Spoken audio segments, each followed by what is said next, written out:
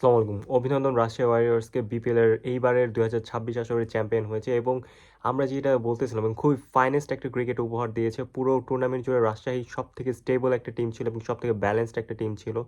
আমরা যদি ব্যালেন্সডের দিকে চিন্তা করি ১১ ম্যাচে ৯ টাতেই জয়।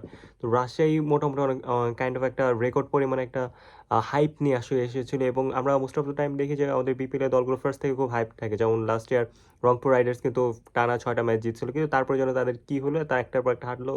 ইভেন দল এই মানে এলিমিনেট পর্বই তারা অতিক্রম করতে পারেনি এবং আহ, এইবারও কিন্তু দেখলাম একদম সেম কাহিনী। এবং রংপুরের সবথেকে বড় প্রবলেম ছিল কিন্তু বিদেশি প্লেয়ার চলে গেলে আসলে তাদের স্ট্রেংথটা কমে যায়। দিয়ে দেশি প্লেয়ারদের মধ্যে ওই ধরনের স্পিড বা ওই ধরনের ওই মানের প্লেয়ারগুলো আসলে তারা রংপুর ক্যারি করতে পারে না। যদিও এবার মাহমুদুল্লাহ রিয়াদ ছিলেন, তাহিদ হৃদয় ছিলেন, আরও ভালো ছিলেন, কিন্তু আসলে এলিমিনেট পর্বে তারা ভালো করতে না পারে, তারা আসলে রংপুর টিকতে পারেনি। তো যাই হোক, আজকের ম্যাচটা রাজশাহী এবং চট্টগ্রাম নিয়ে দুইজনই খুব স্টেবল একটি টিম এবং চিটাগাং কিংস খুবই আরও দারুণ হয়েছে যখন বিসিবির হাতে চিটাগাং টিমসের দায়িত্বটি এসেছে। আমরা জানি যে চিটাগাং রয়্যালসের প্রথম মালিকানাধীন যারা ছিলেন তারা কিন্তু দায়িত্ব ছেড়ে চলে যান এবং পুরো ভারটি আসলে বিসিবি নিজের কাঁধে পরে নিয়ে নেন এবং তারপরে কিন্তু স্পন্সরটি তারা পান। স্পন্সর ছাড়া কিন্তু তারা প্রায় ৫ থেকে ৬ ম্যাচ খেলেছেন। তো বিসিবি পরে স্পন্সর নেয় এবং আমরা দেখতেছি যে পুরো প্লেয়ারদের মধ্যে আসলে খেলার অন্য ধরনের একটি স্পিরিট ছিল। আর আহ, আমরা জানি যে ব্যক্তি মালিকানাধীন দিন থাকলে প্লেয়ারদের মধ্যে একটা যে এই বেতন পাওয়ার যে একটা প্রবণতা অলওয়েজ একটা ইস্যু থাকে। তো এই ধরনের ইস্যু কোনো হয়নি এবং ফাইনালে রাশিয়া ওয়ারিয়র্স প্রায় ৬৩ রানে জিতছে। ১৭৪ রান করছে। আমরা জানি মিরপুরি যে ধরনের উইকেট, ১৫০ রানের উইকেট কিন্তু ম্যাক্স ১৫০ থেকে ১৬০ মোর দ্যান এনাফ, কিন্তু ১৭০ 70 প্লাস হয়ে গেলে কিন্তু আসলে টিমটা মোটামুটি একটা এবং রানের টার্গেটটা মোটামুটি একটা হার্ডলি হয়ে যায়। কারণ এই রান চেস করা কিন্তু এতটা সোজা নয়। মিরপুরে যে মাঠ, যে ধান খেতে আমরা বলি, স্টিল কিন্তু সে ধান খেতে আছে, কারণ ১৩৫ রানের অনেক ম্যাচ কিন্তু তারা বিট করতে পারেনি। এবং রাজশাহী কিন্তু ১৩৫ রানের ম্যাচ জিতে সিলেটের সাথে জিতেই কিন্তু ৩৫ রান দিয়ে কিন্তু জিতে এসেছে। আমরা যদি ফার্স্ট থেকে যে করি যে রাশিয়া ওয়ারিয়র্সের যে ওপেনার সাহিব জাদা ফারহান, ৩০ বলে ৩০, যদিও বিপিএলের স্টার্টিং যদি বলে as a opener, as a foreigner, আপনার এই ধরনের ক্রিকেট আসলে কাম্য না এবং তিনি আসলে ওই ধরনের ভালো খেলেনি আমি যদি বলি।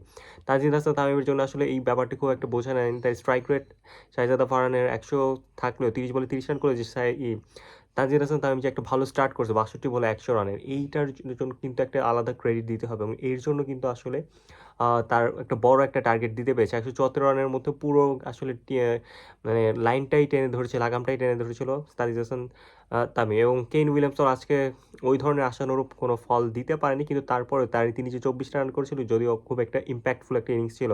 জিমি নিশাম শেষের দিকে এসে খুব একটা ব্যাট করতে পারেনি, কিন্তু জিমি নিশামের যদি আরেকটু বেটার রান করতে পারতো তাহলে রান মোটামুটি ১৮০ থেকে ১৯০ হয়ে যেত।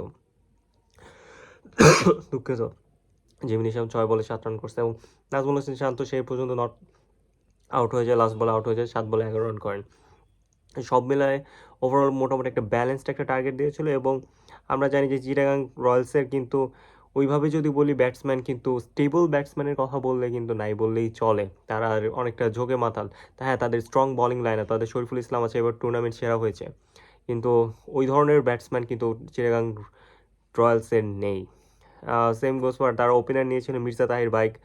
তিনি ফরেন প্লেয়ার, বাট আশানুরূপ তিনি ব্যাট করতে পারেন। ৩৬ বলে ৩৯ রান করছে, ২টা ৪ ১টা ৬। মোহাম্মদ নাইম শেখ আজকেও ভালো করে নাই, ১০ বলে ৯। নাইম শেখ মোটামুটি এই টুর্নামেন্ট জুড়ে যথেষ্ট ভালো ব্যাট করেছেন, কিন্তু ফাইনালের দিন এসে আসলে তিনি ভরাডুবি খেয়েছেন। তিনি ১০ বলে ৯ রান না করে যদি একটু ২০ রান বা ৩০ রান করতেন তাহলে ম্যাচের সিনারিওটা একটু অন্যরকম হইতে পারতো। একটু ৩০+ ইনিংস খেলে মোটামুটি একটা ফাইট চিটাগাং রয়্যালস দিতে পারতো, কারণ চিটাগাং রয়্যালসের ম্যাক্সিমাম টাইমের যে রানের যে ধারাটা, রানের যে একটি পিলারটা শক্ত করে ধরে আসলে মোহাম্মদ নাইম শেখের জন্যই কিন্তু এই পিলারটা হয়।